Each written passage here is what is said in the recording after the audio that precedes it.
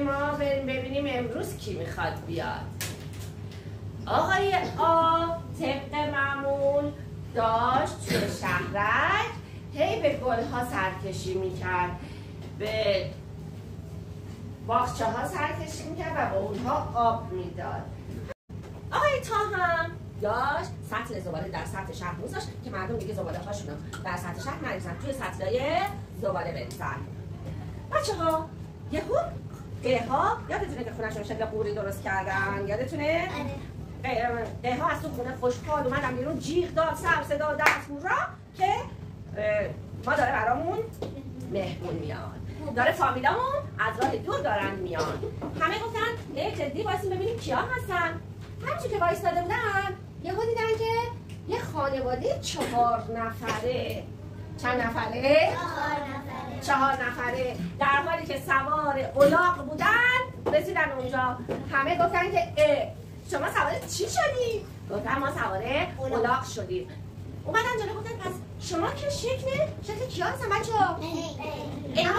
شما باید فامیل اینا باشین. گفتن نه ما فامیل قیها هستیم، ما اسممون قین یا قینه، صدامون ولی قه هست. گفتن خب خوش اومدید. قیه اومدن جلو بهشون یه نگاهی کردن گفتن که اما چرا شما اینقدر بیحالین؟ چرا اینقدر لاغر شدین؟ گفتن هیچی نگو، تو راه اینقدر راه طولانی بود ما غذامون رو تموم کردیم و الان گرسنه هستیم. آقای آ از ما دعوت کرد تا بیایم اینجا تا به شما توی شکست دادن غول بی‌سوادی کمک کنیم. بچه ها قیها با فامیلاشون رفتن کنار ساحل تا چی ببینن؟ مرغابی ها رو ببینن. اونجا مرغابی های خوشگلی که توی رودخونه و دریا بودن رو ببینن. بقیه نگاه کردن، بچه ها نگاه کردن دیدن توی این خورجین الاغشون که اومدن یه عالمه روغنه. گفتن که این روغنا رو برای چی آوردین؟ گفتن الان خیلی بی‌حالیم، الان اصلا نمیتونیم توضیح بدیم، توضیحش رو بذاریم برای بعدم بهتون میگیم که این روغنا برای چی آوردیم. همه فکرشون مشغول بود اما چون دیگه نمیتونستن اصرار کنن گفتن باشه ببینیم که توی این روغن ها رو اینا برای چی آوردن.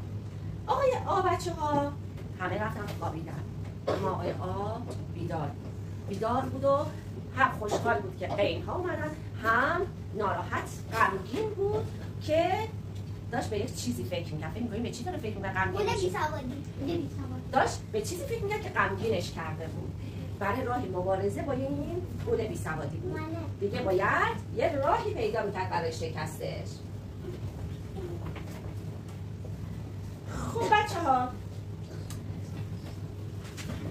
قین‌ها بعد از اینکه کنار رودخونه و دریا خوب استراحتشون رو کردن، تمام شهرکیان رفتن شهرک الفا تو خونه هاشون هر چی غذا بود آوردن دادن قین‌ها خوردن و سیر شدن.